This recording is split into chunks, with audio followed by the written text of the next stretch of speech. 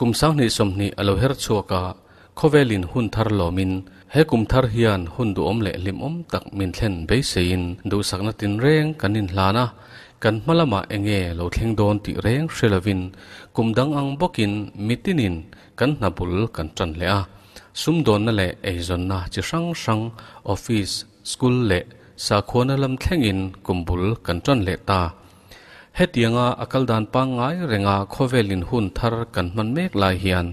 kan lamel shir ngai lo nat na danglam tak mai coronavirus chu November ni som pasari sang ni som pakwa a China khopui pakhat u hana mu chwa hrileng chuan khovel adeng chuak don ti reng tu main anring phak lawani kha hunaliam zela he hrileng hian je om lam ain zol lam apan zela khovel ram hranga dar zelin January somthum sang ni somnia chuan India rama Kerala state a po he nat na hrileng Covid-19 hi mu alo ni ve tatlat mai khovel ram changkang le thil ti the piangin he nat na hi an tor na sa emoti mai tura ni awangin India rama shivei pakhat po hian ram shoi tu te lu ati haitana he hrileng laka kan him theinan nam tin le sa khotinin pathian kan auta hial ani kha he hrileng awang hian khovel ram hrangin harsana kan toka jinvei wa khapania pon chua khap ani boka hrileng laka kan him theinan mihring nun phung pangai zong chu ram tin Sorkar tinin akhap faide vek ti thei hial anita khovel kalphung alodang lam zawta a hausakin omzia nei lova khopui moi le nuam tak te chu are tloka sumdongin ai zonna akal sana tulta a lo nei tu in athorim na akal san atula biakin hial po khar angai ta ka wangin thusil tu le zaipol zong po alore thuap tamai ani kum sang ni somni kum top lam kan thlen meu chuan hrileng awanga harsat na le boina poin zi om lam apan ve seta Sorkar poin mipuite akhu akhir na po tulbik thila chuan atha dul ve set boka non phung pangai la zo thei chi lo maila Presbyterian Kohhranin rorel inkhom kan ti mai thin Presbytery inkhom pui chu ahun alo thlengta hrileng awangin hundanga kan ti ngai lo palai thanbik mitlem te chau tel thei turin Zoram sinat chuan Sorkar ron chungin Presbytery nei thei dan tur rom manna aron siam ta a Kohhran mi puitan hria thiam har le ma se hria thiam lo chi an si lo Zoram sinat rom manangin Kolasib Presbytery voiruk na po October ni ko atangani som pakhat sang ni somni khan Kolasib Venglai Presbyterian Kohhrana in thlasung takin kan hmang thei ta sham ani Kolasib Presbytery masain kum sang ni somnia Presbytery thleng tura arwat lok Kolasib Venglai Kohhran po hrileng me karah in khom pui thleng turin thei to pin in buat sai ma se Kohhranin atum le abei sai ang chuan kalpui thei ani talova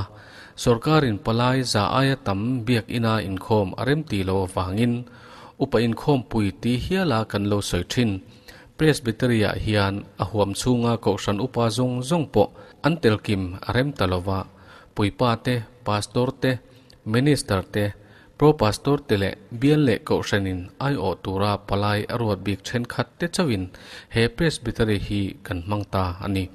hundanga Kohhran mi pui zong tenen pathian faka zai ho na le in pol ho na po nei thei ani talobok hetiang taka in khom pui dang lam hi Kohhran chanchina la thleng ngai lo ani awangin a thleng tu Kohhran tan po in buat saidan tok thiam har hleng ti chu arin theya sub committee peng sang te in ruatin heng committee peng sang te hian anti tu thewa ne so takin man la a thingtlang atanga palai kal nge ngai te po mimalina thlen arhem chan lo wangin Kohhran hola thlen na siam sakan ni a thleng tu Kohhran ten an choi tur po buat sai sakin heng mi te hian Kohhran hola thang chuan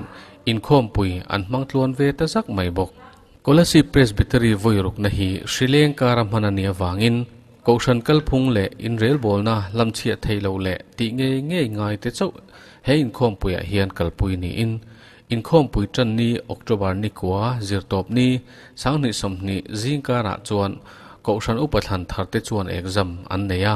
hemin hu hian Presbytery Committee hrang te chuan Kohhran in rail bol na atana thil tu le poimo te ngai to in nilengin committee hrang te chuan thu khoma October ni som in rin ni ro rail in khoma po ro rail palai te chuan Sorkar in kalphung aduan SOP hand sanitizer te face mask avo te social distancing te po athei anga zomin asarten felfai takin palai te anlo kai hruai ani Presbytery kumdang angin hman thei ani lawa hrileng awangte in Kolasib Presbytery in khompui voi rukna thlena hian organizing secretary ini angin enge import saina lama te thildang lam deuh hlek te omem ti mi shil thengem kumin hi ni thil adang lam khop maya Presbytery in khompui hi keini Presbyterian Kohhran chon apoimo hle maya Kohhran upa khompui ti te pon kan soi thin ani a chuwang chuan palai te po Kohhran upa baka Kohhran upa zong palai ni sa ania pastor te minister tenen tin chumbaka chuan Kohhran member ai o palai than inge mozat an tel thina chu tiang chuan in khompui nuam le hlim takin kan hmang thina tin heng khompui rorel palai baka hian Kohhran hrang te atangin thimtu inge mozat kan om thina ni chu tiang chuan heng huna hian Kohhran hote hlim takin kain to khomna mun te ani a kanom dan kan re na hun te ni a kumena ero chon coronavirus avangin hei kain buat saina te atira Kohhran committee in hur takin le in hong takin ruam manate an siama organizing committee an dina committee chuanin sub committee som panhi lai an din ani a chu tiang chon hur takin kanon buat sai ani a kaya phuta kain buat sai lai chuanin hetiang hian kan rama khovel huapin natna sik in menon ti boita ani a tuna hianin kan buat sai na kan ti te na sa hle maya kan budget po cheng noi riat deuh tho ani lain yam hasbera chon hei parorel palai turte aron ti chiang zela chuta chuan mi zathum chuang lai ro rel then kha tuna chuanin mi zawhin ro han rel ta ani a chuta jong Kohhran upa zong po an tel thei talawa te chuan ro rel palai te po an lo lu ta ge chunga kut kano siltira Sorkarin he kompetana inbo saina me puipun khomna hrim ate roman na fel takasiam bo chelo turin ke ni po in kain bot saya chu tiang chuan mai tuamna te po organizing committee chuan palai zong tele hetilai bi in chunga chevel tam te sem thaina hria chu tiang chuan face mask te po ka han in sem ani a tin biak in chunga thutna ni se tuma in silo turin in kar hlat takin kan thut tir veka thu theng pakhata mi pahni ai tam an tholovin a thena phejom pakhat chote an thua in kar hlat takin an thu ani Presbytery in khompui nipui ni ber October ni som pakhat pathian ni chu Kohhran upathan thar nim ne in khom le Kohhran upa chatuan ram panta te sunna in khomatan man ania he in khom po hi mitlem te upanem nge tur le upasun tur chung te bak chu telve arem lova kumsang ni somni Presbytery in khompui hi in khompui danglam le Kohhran history a chinche tlak alo ni tahial ani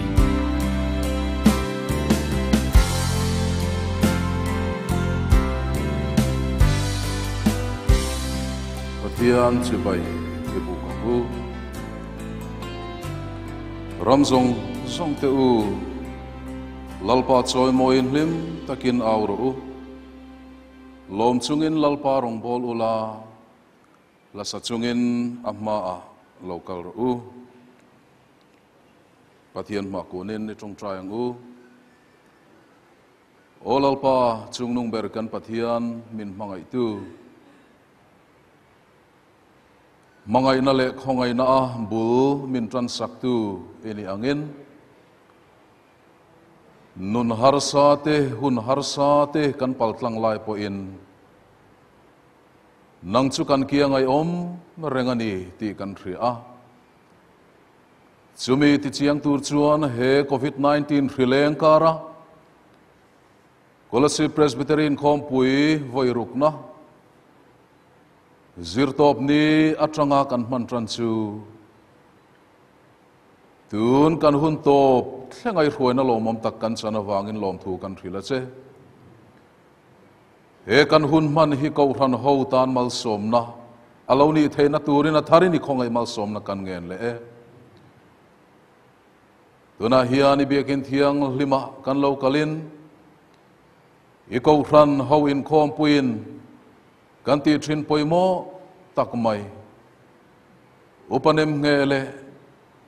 upathi te sun in khom hun kan hmang don ani a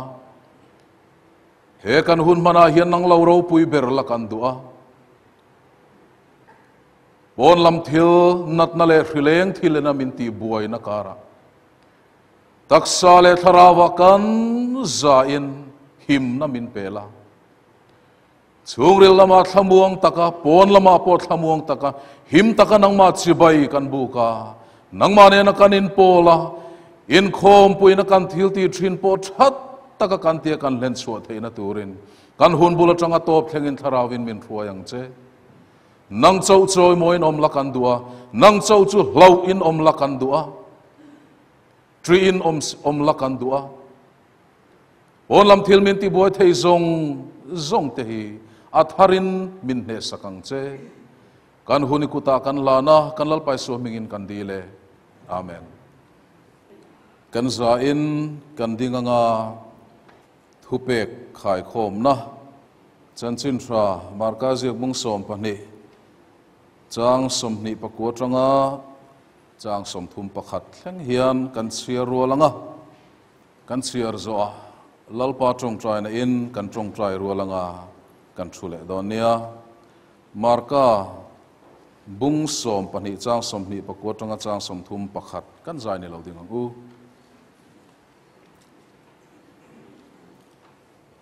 lo chia rualang u isuan aro pui berchu hei hi ani Israel ho te u ngai te u lalpa kan pathian chu lalpa pakhat chau ani a lalpa i pathian chu i thin lung zongin i tharau zongin i rilru zongin i chak na zongin i hmangai turani ti hi adot tu chu hei hi ani nangma in hmangai angin i veng te po i hmangai turani ti hi heng aya thupek ro pui zok reng hi a om lo ti in achanga i trong trai rualang u kan pa vanami i ming zawm ro se i ram lo theng ro se i du zo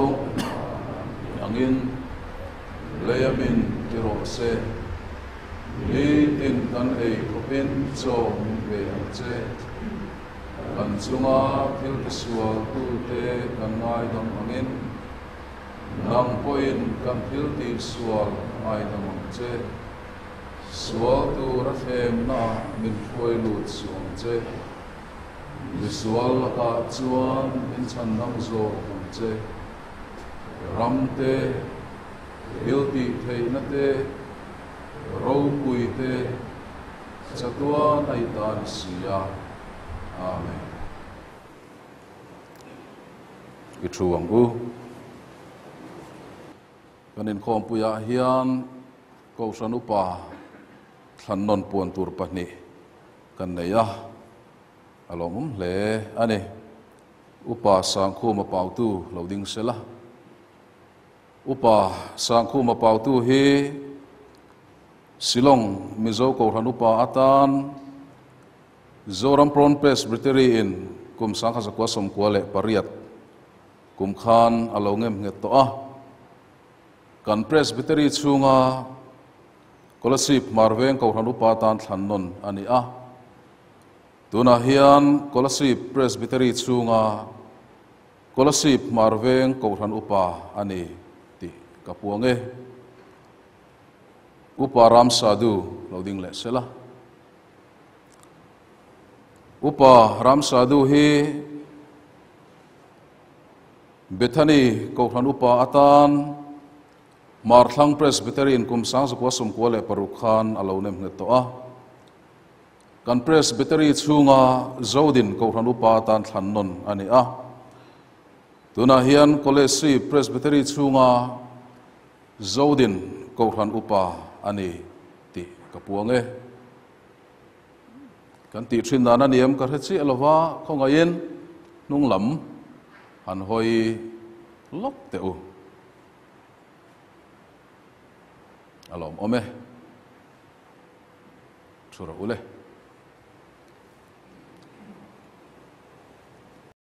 heng mi te lalian thanga lal thang vunga van lal muana lal ngai oma gs zai than tluanga mangai zohana khiang lun chunga f zo than kima David laram dina rl lal fakmoya lal huap zawh pautu le lal chan hima pautu te hi kan Kohhran upa ni turin kan nem ke don ani a an vai hian kan Kohhran dan zik tuak takathan ani vekem ni e heng mi te hi Kohhran upa ni turin kan Kohhran dan zik tuak ta than ani ti inkhom pui ka hriat ti re nem nge turte in za in chut muna trang khan loading chuk ro le kan Kohhran thurin tele Christian nun kai hruaina te hi Bible zirtina dik tak ni aringin ipom tlatem lal lian thanga pom tlate lal thang vunga pom tlate van lal muana pom tlate lal ngai oma pom tlate gs zai than tluanga pom tlate mangai zohana pom tlate khiang hun chunga pom tlate f zo than kima pom tlate David laram dina pom tlate rl lal fakmoya pom tlate lal huap zawh pautu pom tlate lal chan hima pautu pom tlate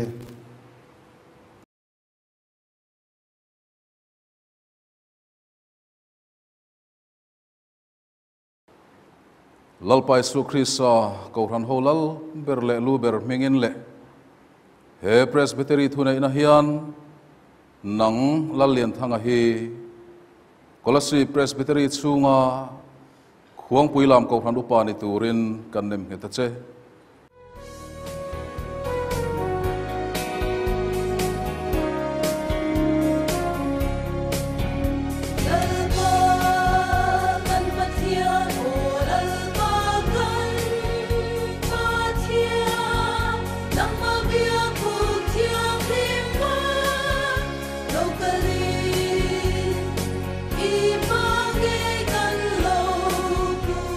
na thok tu thu tak thu fel taka hmang chu sak tu ani lo angin hian ngai tha ain en tir turin thanem ngai ro tuna hian unau te u pathian le aphong aina thua ko tir che u chu chuan siam lian thei chewa mi thiang lim te singa ro cham anei tir thei bo ka che u amen mi pui e chuang u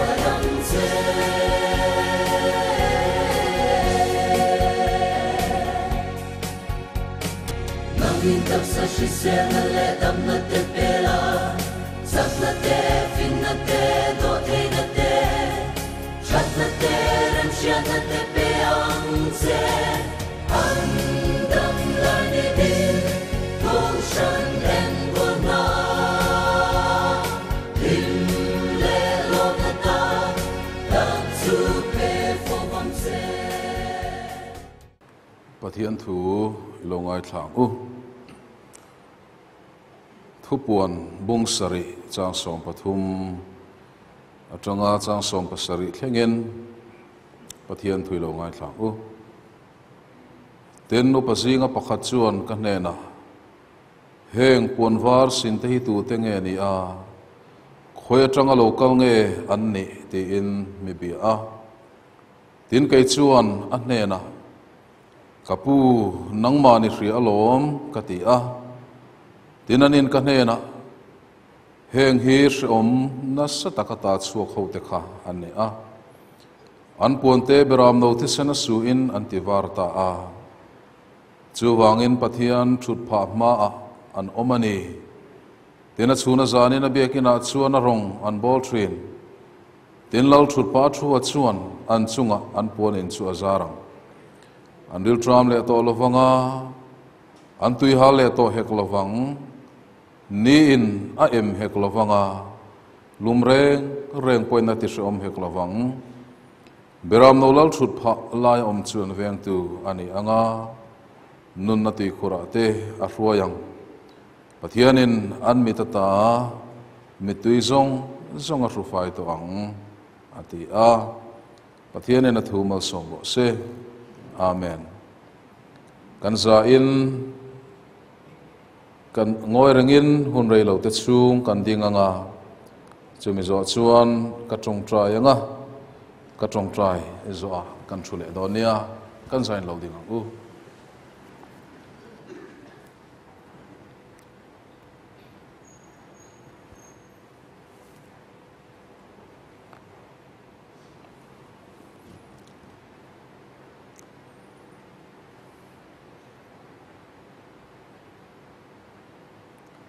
trong trai ngu lalpa kan Pathian min hmangai tu I Kohhran hote kil koya rel bola en kultura tana I Kohhran mi pui kal tlanga ithan Presbytery in kom pui poimo tak manga ilo nem nge kan upa do om tak mi panga upa lian ngora upa si than kuma upa hrangah ka upa ei chilarin lianale upa vil vona sai lo te min pe ka wangin lom thu kan thrila che he khovela nom chungin itan an theito pin ken pen anin pe a an nun na an hlan ani tuna chuan chatuan chol ibua sai sak chunangin ilo chantir ta a nima silan kalsan chung kuale Kohhranero kan khua ahara kan bai vai le mai khongai takin chung kuale Kohhran ho in khom puite atharin min thamuan le angche anmania thil tha chitin re mai kan hule kan chan te kha kan thei ngil to lovang Kohhran ho pate point lalpan ma ni awanga in pek na thar le du na thar ne na thanem ngai takai rong kan bol zel theina turen chak na tharin min thuam bokang che an kalsan chung ko tenang in thlamon lom pui zel la an hmun ruak zong te nangin luak khat la lungai le khre oma Kohhran om don lai po in thlamon tu Pathian ni na koi ki po om Pathian ni na lantir zel bokang che anom na Kohhran hmun ruak zong te po tharawin lon ro khatla an maniang boka I Kohhran le chan chin tha ta na mi hrang midang tha ron pezel bokang che voinan mani wanga hun tha hun poimo tak mai in khom puina kan hmang thei hi thina wang ni ma selalom thu kan thril cha he hun kan man hian ro pui zia ron puang chok ro se kan lal pai so mingin kan dile amen chuang u le tuna chuan tur puina thuziak kan hlan do nanga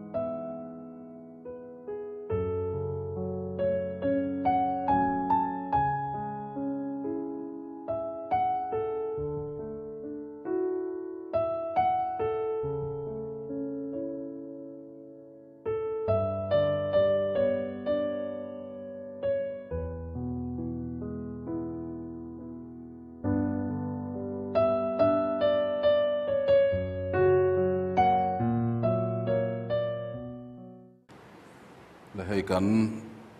siat theuh angin kumin Presbytery in khompui kan nei chu kan lo triak don tareng maya nakum lama rom han lok a chuan reng te kon biala reng te kon Kohhran biakin nei tur ani a Kohhran hoten pathian hena hlanin dil zelila hun tha kan nei a kalphung pa nga yanga in khompui lotling takan nei theina turin pathian nena mi mal le Kohhran le chung kuate dil a thlen theuh turen wena hian kan cha chewa nakum lama reng te kon Kohhran biakina lim taka lasak te po in khap ngai lova pathian kan fak theina turte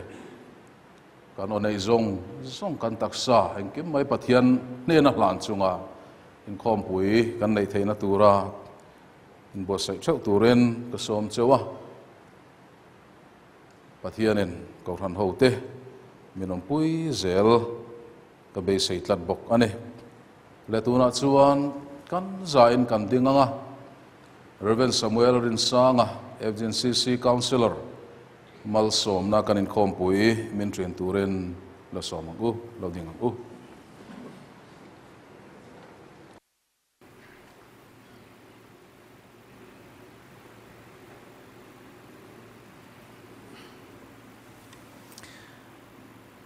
pathian engkim ti thaya chung le kwa kan ni theina na cross khai kano manun hlan tu kan dalpa Isu Krista chuan ro puina le choi moina zong chang sela chu Krista thole na thil ti theina achu Kohhran hoten kan siat zel theina kan upatlan tarten Krista in pek na thuk tak neya chak tak le huai sen takarongan bol thei nante kan upasun chung le khatten Krista thamuan na achan anchan tlat thei nante Kohhran hoten Krista nun tam kan nei thei nante pale tharau thiang lim engkim te thaya kai shoina le zirtirna ven himna duom takchu in za chunga le a Kohhran hote chunga tu na tanga kum khoin lom zel ro se amen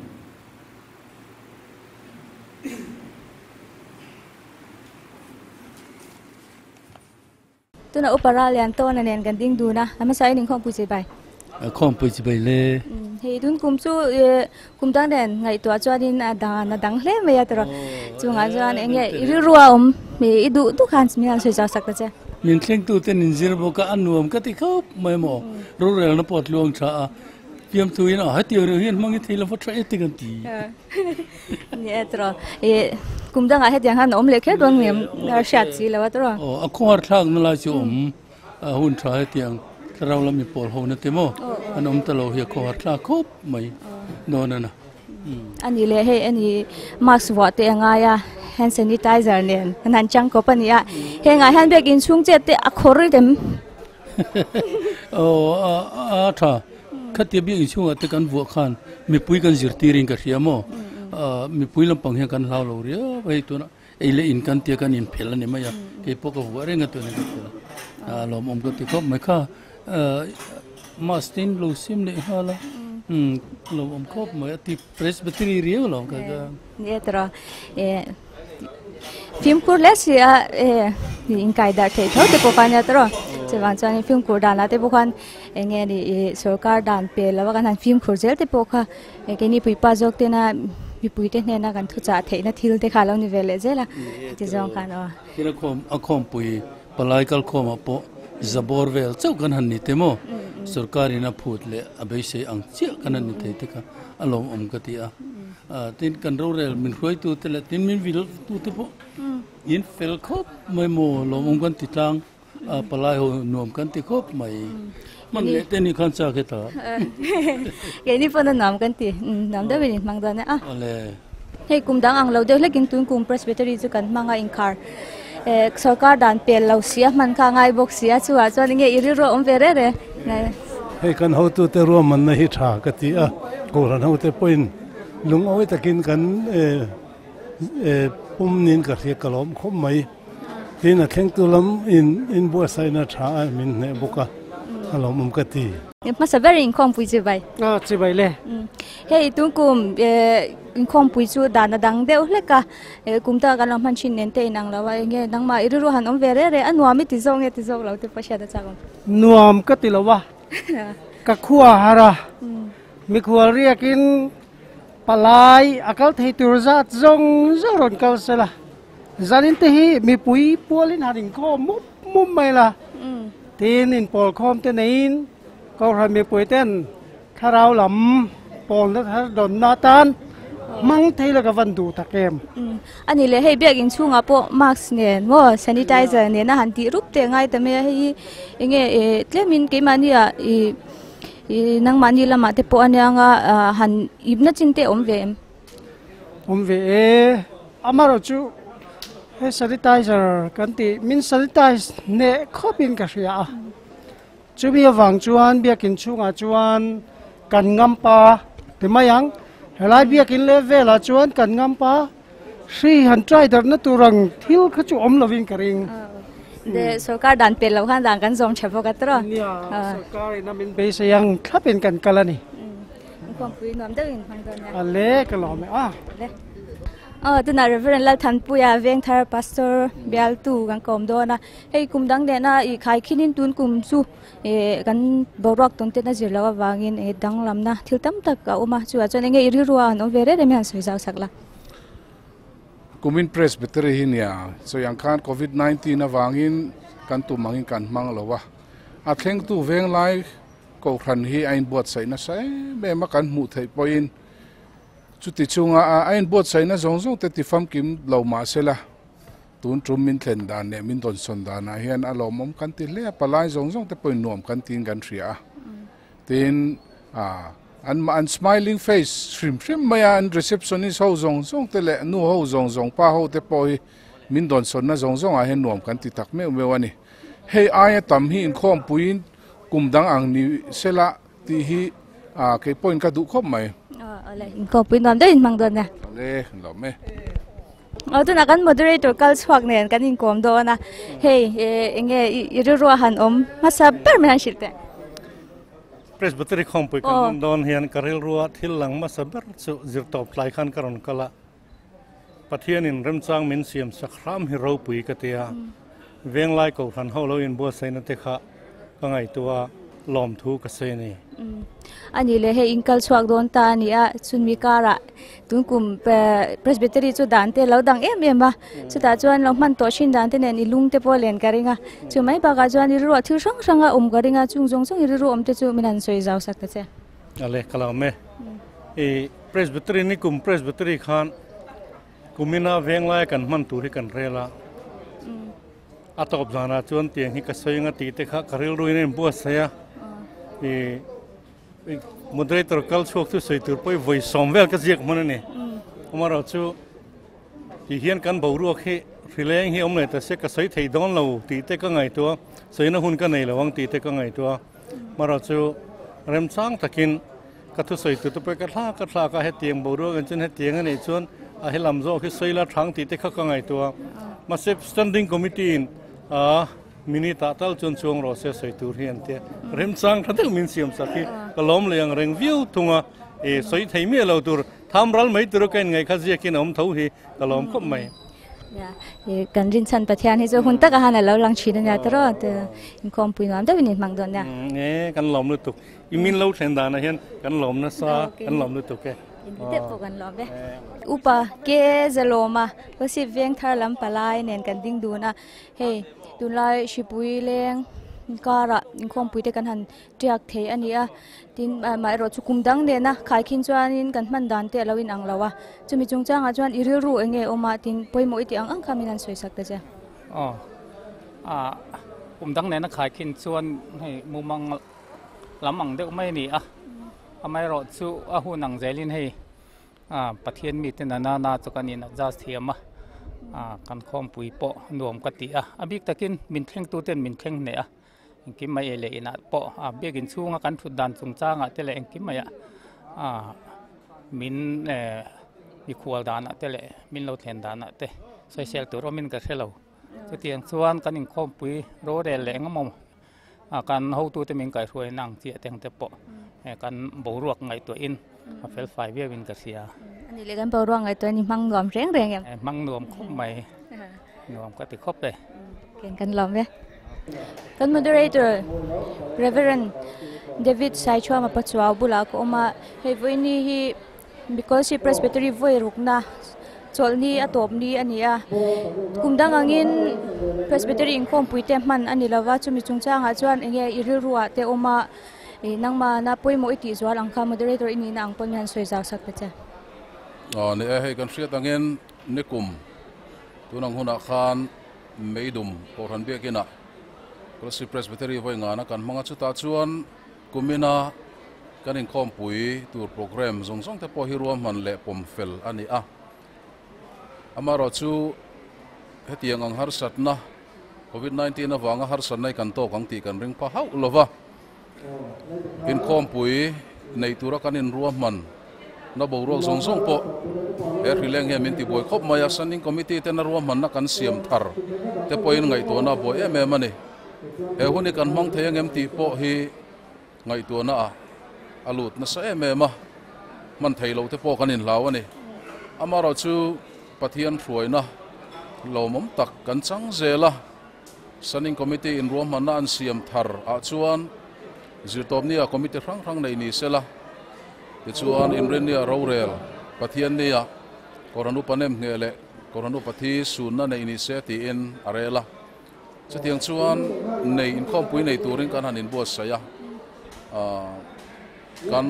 ruaman le du na te ataka voina lo thleng fom ki ma in khom pui kan riak thei tur ta hi lom om hle maya masain pathian ne na lom thu ka soyane te chon he in khom pui kan nei na tura tan hi an thleng tu Kohhran te bial te pon phur maya thei to pinan in bo saya min thleng tha eile in engkim maya tun lai hrileng awanga film kurna tur thila poni sela du tu samin min thleng ani heng zongzong awang hian a thleng tu Kohhran le bial te chunga po in khom puin lom thu kan soi tak meu bok ane te chuan Kohhran kalphung le du angin in khom pui hi nei lo ma ila he kan in khom pui hi hun kal zel turatan in khom pui chin chi tlak takani ka be seya ka ring tlat boka pathian in hun har sakara hun tha min pek mek laia kan thil ti hian nakin zela pora du om tak chu in Kohhran mi te le in khom pui te tan po kan hriat le tur kan hriat reng tur pathian le a Kohhran le in khom pui lutzia tilang tu hi chemical tlang hen kan lamu zel po ka be sei aneng po ni sela tuna hian in khom pui kan lo triak ta ani in khom pui mang tu palai te thleng tu Kohhran le bial zongzong te chibai ka buk le in nena lom thu ka soi bokani peni po kan lo be